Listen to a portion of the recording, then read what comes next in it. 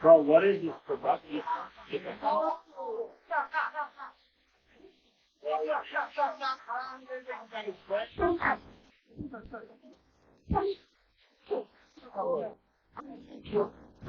And the thing that I really appreciate about Tank is he's a dog. That kind of that what he just said. You can put them earmuffs up and go at it. He kind of will set you as well, and whatever he needs to do, he'll do it. Jake Paul has finally broken his silence after Gervonta Tank Davis's explosive new sparring footage took over social media, and his reaction has the whole fight world buzzing. The viral clip shows Tank looking faster, sharper, and more dangerous than ever, unleashing lightning-quick combos and brutal power shots that had fans questioning whether he's about to enter a new, unstoppable prime. Now, with Paul responding publicly, tension is rising, and the boxing community can't stop talking about what this means next.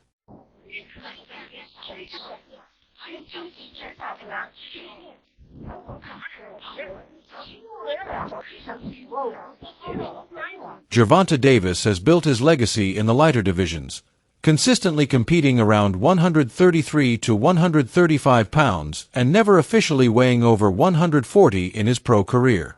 On the other hand, Jake Paul is a natural cruiserweight, regularly fighting close to 200 pounds, and has recently weighed in at that mark for his bouts. This isn't a small gap, it's multiple weight classes apart. When the difference is that big, everything changes. The heavier fighter usually holds major advantages in durability, raw power, punch resistance, and physical leverage. At that level, it's no longer just about skill. It becomes a battle of who can take punishment, maintain effectiveness, and still apply pressure, making size a potentially game-changing factor in the ring. Something else that's unfortunate is the idea that Jake Paul might actually fight Gervonta Tank Davis. This can't be real. When it came up a couple of months ago, I was like, you know what? I'm not even going to cover this because there's no way they're really going to do this. It makes no sense. Why would you do that for him?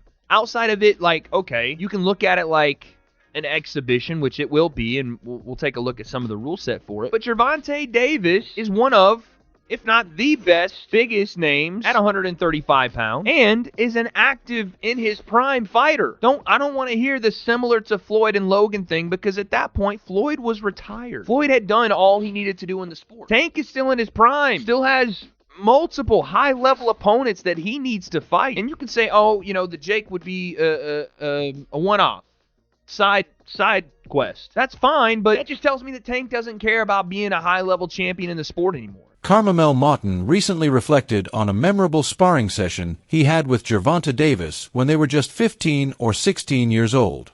He admitted he felt nervous at first, but once they started, it quickly turned into a high-level chess match, not a wild brawl.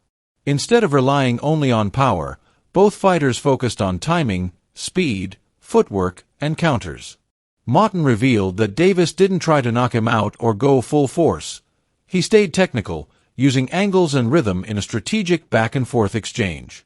While Tank's strength was clearly noticeable, Moughton said in pure skill and quickness, they were trading evenly. He called the session fun, challenging, and a major learning experience in his growth as a fighter.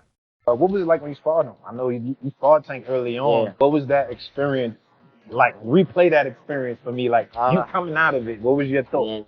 Yeah. I was nervous at first. I think I was 15 at the time we sparred, so he wasn't really like trying to knock me out or nothing like that. But we was going like, he was using the speed on me. Like, we was both like going speed for speed, and it was great. It was like a chess match. Did you understand in that moment like why he is who he is? Yeah. I seen why he's able to beat these guys. Then I also seen why I'm so like. Yeah. I got all this hype around me, too. Shawn Porter stepped in to defend Gervonta Tank Davis for accepting an exhibition fight with Jake Paul, making it clear that critics are missing the bigger picture. According to Porter, this matchup isn't about proving Tank's legacy or greatness in the ring. It's about securing long-term financial stability for himself and his family. He reminded fans that fighters have short, unpredictable careers, and smart opportunities like this can change a fighter's life forever. Because it's an exhibition, the risk is controlled with agreed-upon rules and safety measures, meaning Tank isn't recklessly putting his career on the line. The main objective is entertainment, exposure, and business. Porter stressed that taking a high-paying, high-visibility event doesn't mean Tank is ducking real competition. It means he's protecting his future. He highlighted the ongoing clash between boxing purists who only care about legacy and fighters who must think beyond the ring. In Porter's eyes, Tank isn't selling out. He's being smart, maximizing his value, and still giving the fans a show. They're trying to make it safer and, all those sorts of things, but there's still this pureness to boxing that really doesn't exist in sports anymore, but it's still there with boxing. I think that's why people have such a problem with this kind of move from Tank Davis. Is it more the heart? How do you guys feel being boxers? Man, look, once you hear the numbers, I'm like, they're talking, like, I don't know the official one. They're talking about 100 mil. Oh, damn.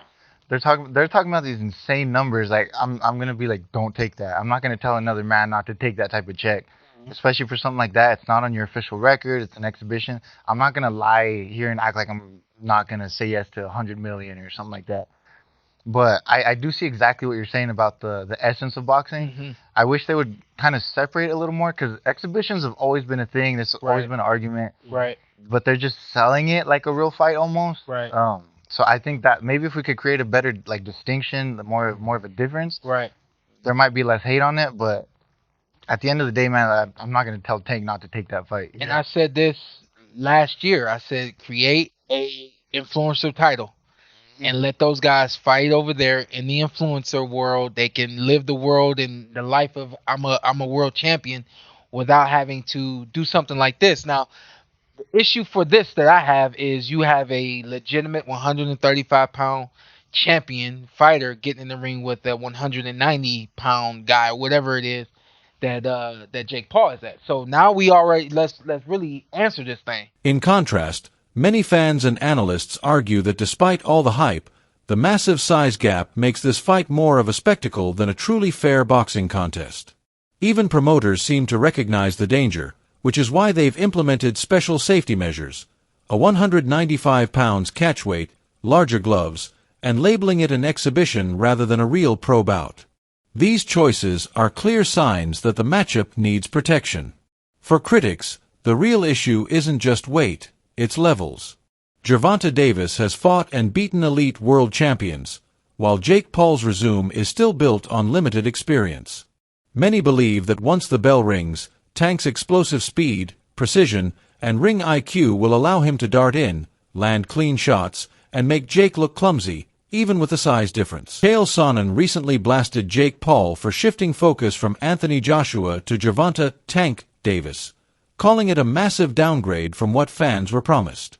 In Sonnen's eyes, Tank may be a phenomenal fighter, but he's not a natural promoter. He doesn't sell narratives, he doesn't create hype, he just fights. Paul, on the other hand, has built his brand on promotion, media attention, and viral build-up. Sonnen argued that without Jake's promotional machine, this event wouldn't gain much traction. To him, this matchup is the exact opposite of the blockbuster Joshua versus Paul spectacle fans expected. Yet at the same time, Tank's mindset toward Paul has evolved. At first, he mocked Paul as a clown who didn't belong in a real boxing conversation.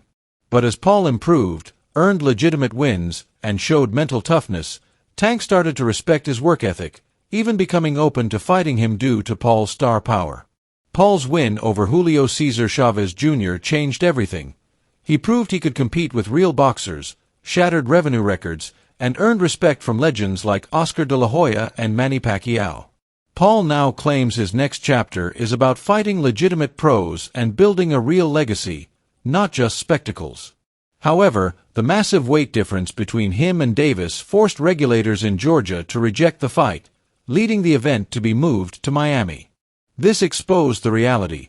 Boxing is business, politics, risk, and entertainment all mixed together.